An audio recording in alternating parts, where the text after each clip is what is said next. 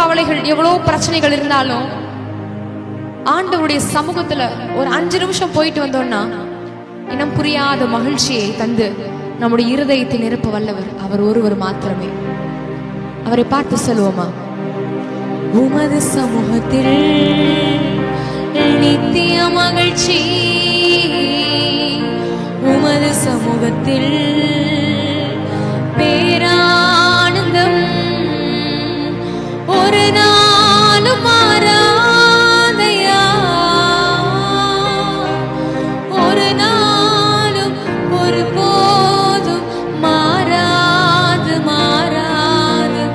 உம் சமூகமே, உம் சமூகமே, உமது சமூகம் வரும்போதெல்லாம்